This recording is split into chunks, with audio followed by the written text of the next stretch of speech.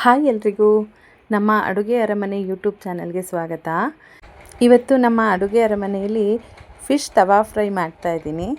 Fish curry ಅಥವಾ ಸಾಂಬಾರು ಮಾಡಿದ್ರೆ ಮನೆಯಲ್ಲಿ ಎಲ್ರಿಗೂ ಇಷ್ಟ ಆಗಲ್ಲ, ಅದರಲ್ಲೂ ಮಕ್ಳಿಗಂತೂ ಇಷ್ಟ ಆಗೋದೇ ಇಲ್ಲ. ಹೀಗೆ ಮಕ್ಕಳಿಗೆ ತವಾ ಫ್ರೈ ಮಾಡಿಕೊಟ್ರೆ ತುಂಬ ಇಷ್ಟ ಆಗುತ್ತೆ. ಈಗ ಕ್ವಿಕ್ಕಾಗಿ ಹೇಗೆ ಮಾಡೋದು ಅಂತ ನೋಡ್ಕೊಂಡು ಬರೋಣ.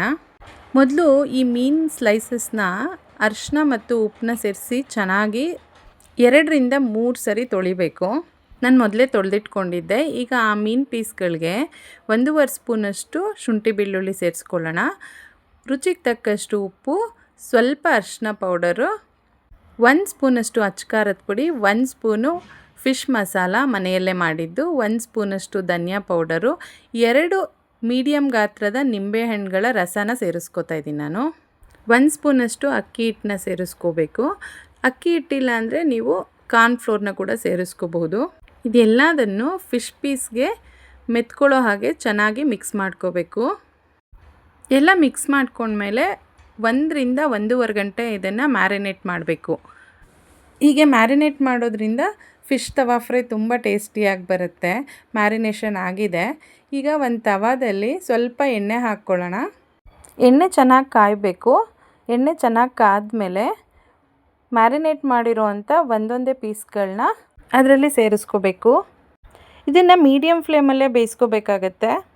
15ರಿಂದ 20 ನಿಮಿಷ ಬೇಕಾಗತ್ತೆ ಇದು ಬೇಯಲಿಕ್ಕೆ. ಎರಡೂ ಕಡೆ ಈವನಾಗಿ ಬೇಯಿಸ್ಕೋಬೇಕು. ಒಂದೊಂದೇ ನಿಧಾನವಾಗಿ ತಿರುವು ಹಾಕ್ಕೊಳ್ತಾ ಬೇಯಿಸ್ಕೋಬೇಕಾಗತ್ತೆ. ಎಷ್ಟು ಕಲರ್ಫುಲ್ಲಾಗಿ ಕಾಣಿಸ್ತಾ ಇದೆ ಅಲ್ವಾ? ಈ ಕಲರ್ಫುಲ್ಲಾಗಿ ಕಾಣಿಸ್ತಾ ಇರೋದಕ್ಕೆ ಕಾರಣ ಏನು ಅಂತಂದರೆ, ನಾನು ಮನೆಯಲ್ಲೇ ಮಾಡ್ಕೊಂಡಿರೋವಂಥ ಫಿಶ್ ಮಸಾಲ. ಆ ಫಿಶ್ ಮಸಾಲಾನ ಹೇಗೆ ಮಾಡೋದು ಅಂತ ಇನ್ನೊಂದು ವಿಡಿಯೋ ಮಾಡಿ ಅಪ್ಲೋಡ್ ಮಾಡ್ತೀನಿ. ಅದು ನಿಮಗೂ ಯೂಸ್ ಆಗ್ಬೋದು. ನಾನು ಮನೆಯಲ್ಲಿ ಮಾಡೋ ಫಿಶ್ ಮಸಾಲಾನ ಫಿಶ್ ತವಾ ಫ್ರೈಗೆ ಅಷ್ಟೇ ಅಲ್ಲ, ಫಿಶ್ ಕಬಾಬು, ಫಿಶ್ ಕರಿ ಯಾವುದಕ್ಕಾದರೂ ಬಳಸ್ಕೋಬೋದು. ತುಂಬ ಟೇಸ್ಟಿಯಾಗಿ ಬರುತ್ತೆ.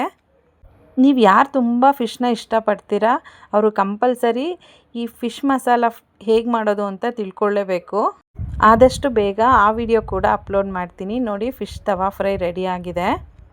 ಇವತ್ತು ಸಂಡೇ ಮಿಸ್ ಮಾಡದೆ ನೀವು ಈ ರೆಸಿಪಿನ ಟ್ರೈ ಮಾಡಿ. ಹೇಗೆ ಬಂತು ಅಂತ ನನಗೆ ಕಮೆಂಟ್ ಮಾಡಿ ತಿಳಿಸಿ. ಈ ವಿಡಿಯೋ ಇಷ್ಟ ಆಗಿದೆ ಅಲ್ವಾ? ಹಾಗಿದ್ದರೆ ನಿಮ್ಮ ಫ್ರೆಂಡ್ಸು ಮತ್ತು ಫ್ಯಾಮಿಲಿಯವ್ರ ಜೊತೆ ಈ ವಿಡಿಯೋನ ಶೇರ್ ಮಾಡಿ. ನನ್ನ ಚಾನಲ್ನ ಸಬ್ಸ್ಕ್ರೈಬ್ ಮಾಡ್ಕೊಳ್ಳೋದು ಮರಿಬೇಡಿ. ಹಾಗೆ ನಾನು ಫೇಸ್ಬುಕ್ ಮತ್ತು ಇನ್ಸ್ಟಾಗ್ರಾಮಲ್ಲಿ ಕೂಡ ಅವೈಲೇಬಲ್ ಇದ್ದೀನಿ. ಅಲ್ಲೂ ಕೂಡ ಫಾಲೋ ಮಾಡ್ಕೊಳ್ಳಿ. ಲಿಂಕು ಡಿಸ್ಕ್ರಿಪ್ಷನಲ್ಲಿ ಹಾಕಿರ್ತೀನಿ. ನಿಮ್ಮ ಸಪೋರ್ಟು ನಂಗೆ ತುಂಬ ಮುಖ್ಯ ಆಗುತ್ತೆ. ಹೀಗೆ ಮತ್ತಷ್ಟು ಹೊಸ ರೆಸಿಪಿಗಳು ಮಾಡಲಿಕ್ಕೆ ನಂಗೆ ಪ್ರೋತ್ಸಾಹ ಕೂಡ ಸಿಗುತ್ತೆ. Thank you for watching and love you all.